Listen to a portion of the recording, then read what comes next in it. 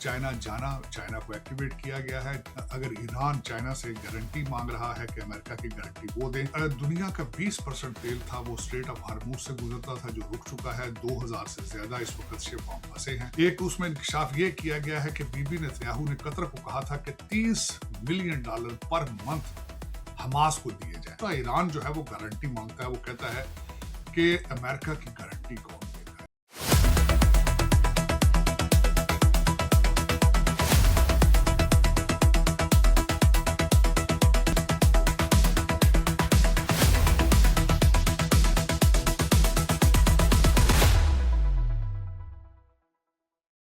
मैं साजिद ताड़ from Washington DC आपको आज जंग के बारे में कुछ नई बातें बताऊंगा, और बिल्कुल पाकिस्तान, काफी अरसे से मैंने पाकिस्तान की पॉलिटिकल सिचुएशन के बारे में कोई बात नहीं की, तो इस पर भी बात करूंगा।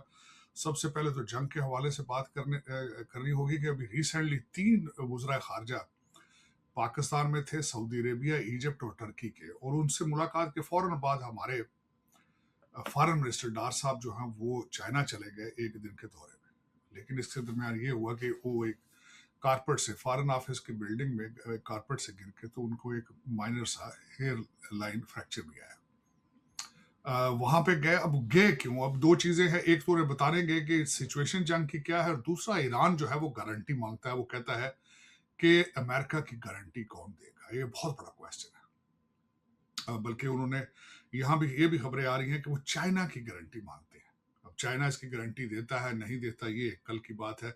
जंग अभी मजीद कितना अरसा चलेगी? मैं हमेशा शुरू से जंग के बारे में बात ये करता था कि जंग चलेगी जितना अरसा ईरान के पास मिसाइल मौजूद हैं और जब तक उनके पास इंटरसेप्टर मौजूद है। दोनों तरफ से इन्वेंटोरी लो होती जा रही है। इसराइल इस वक्त सुना है कि नए चिप्स लगा के अपने पुराने जो इंटरसेप्टर थे छोटे बड़े, उनके पास खत्म हो चुके हैं, उनकी रेंज बढ़ाने की कोशिश कर रहा है।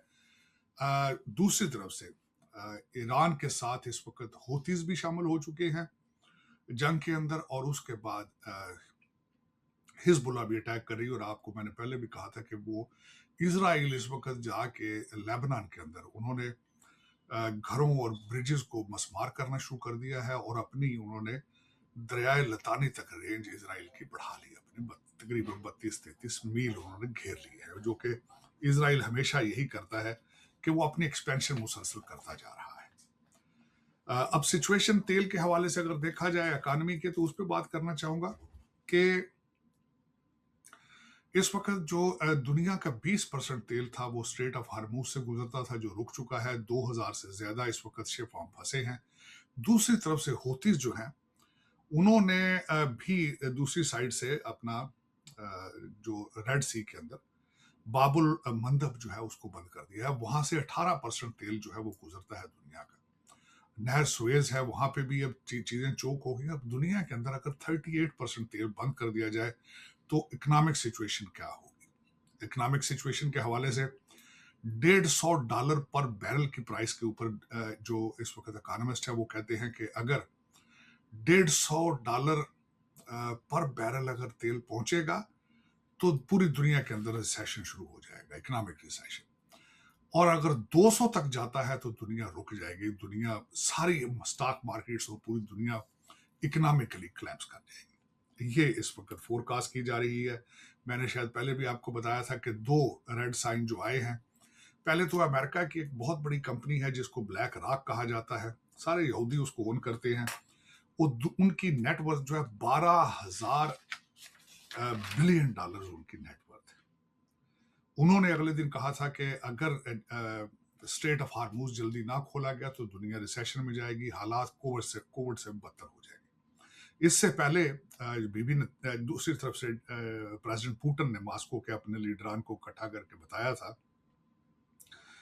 कि अगर जल्द से जल्द स्ट्रेट ऑफ हार्मूज ना खोला गया तो दुनिया के हालात खराब होंगे। बल्कि वो भी थ्रेट कर रहे हैं कि अप्रैल के अंदर शायद वो भी अपनी प्रोडक्शन कम कर दें, जो कि एक प्रेशर क्रिएट करने के लिए अमेरिका के ऊपर। इस वक्त जो जंग बंदी के हवाले से बात करना चाहूं तो जंग बंदी, एक तो आज डोनाल्ड ट्रंप साहब 9 बजे कौम से खिताब करेंगे। ईरान के हवाले से अमेरिकन जो हैं अवाम को वो एतमाद में लेने की कोशिश करेंगे। और आज अगर जंग बंद होती भी है तो तकरीबन इसमें 2 या 3 हफ्ते मजीद लग जाएंगे। दूसरा एक सबसे बड़ा इंडिकेटर ये है कि डोनाल्ड ट्रंप साहब का जो दौरा चाइना का है वो 14 मई को है, और ये उम्मीद की जा सकती है कि उस वक्त तक शायद जंग बंदी, शायद यही एक डेडलाइन है कि वो जंग बंद करके चाइना जाएंगे। अब दूसरे हवाले से मैं बताना चाहूंगा कि चाइना का रोल क्या है। चाइना अभी तक एक्टिव नहीं हो रहा था, लेकिन हमारे फॉरेन मिनिस्टर साहब का चाइना जाना, चाइना को एक्टिवेट किया गया है।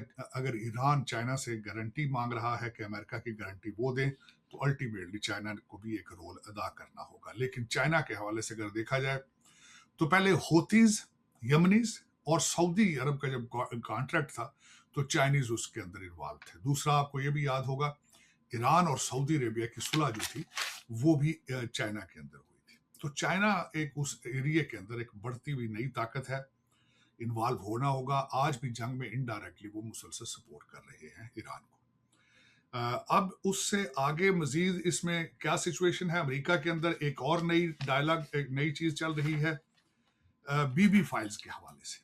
बीबी बीबी बेंजामिन नेतन्याहू के नाम से है।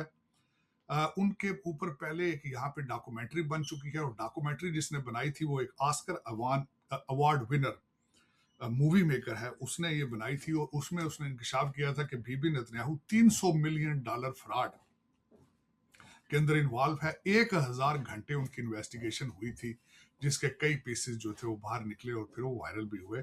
हिब्रू जुबान में थे, और लेकिन लोगों ने उसको ट्रांसलेट कर दिया। वो बीबी फाइल्स के अंदर इंकशाफ उसने क्या किया जो इस वक्त लोग उस पर हैरान हैं। एक उसमें इंकशाफ ये किया गया है कि बीबी नेतन्याहू ने कतर को कहा था कि $30 मिलियन पर मंथ हमास को दिए जाएं, और वो 2018 से 2023 तक कतर उनको देता रहा, बिलियंस के हिसाब से 5 साल।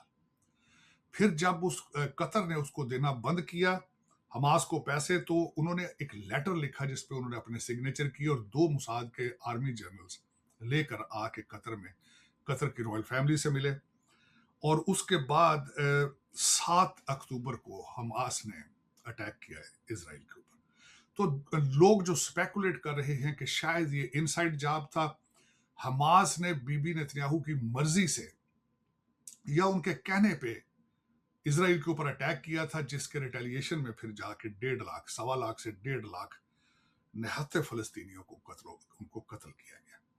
तो ये एक कॉन्स्पिरेसी है, या फिर एक खबर है। इस पे आप खुद ही इन चीज़ों के डाट को जोड़ें।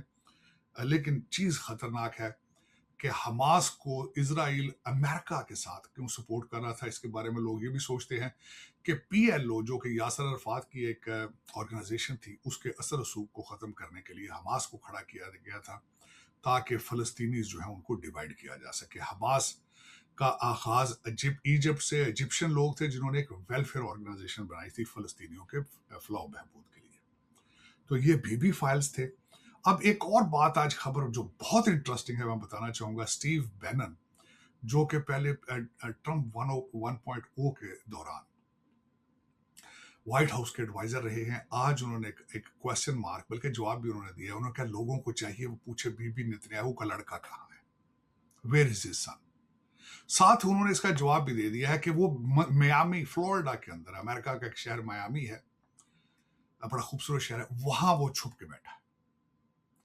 वहां से उन्होंने एक जो क्वेश्चन किया है वो ये है कि अमेरिकन बच्चों की कुर्बानी दी जा रही है जायनस, एक ग्रेटर इसराइल के लिए, इसराइल के बच्चों की कुर्बानी दी जा रही है, ईरानी लोगों का कत्लेआम जारी है, और दूसरा गजा जल रहा है, लेबनान जल रहा है, अपना बच्चा उसने छुपा के मियामी के अंदर रखा है। ये बहुत बड़ा लम्हा फिक्री है, और मेरे ख्याल में ये सोचना चाहिए अमेरिकन को भी, इसराइलियों को भी, और दूसरे लोग भी दुनिया में हैं। जब आपका कोई लीडर आपको ये कहे कि बाहर निकल के मेरे लिए कुर्बानी दो, उससे ये पूछें कि आपके अपने बच्चे किस ठंडे माहौल में बैठे। पाकिस्तान के अंदर भी हालात ऐसे ही हैं। वैसे अगर देखा जाए, पाकिस्तान हमेशा जिंदाबाद।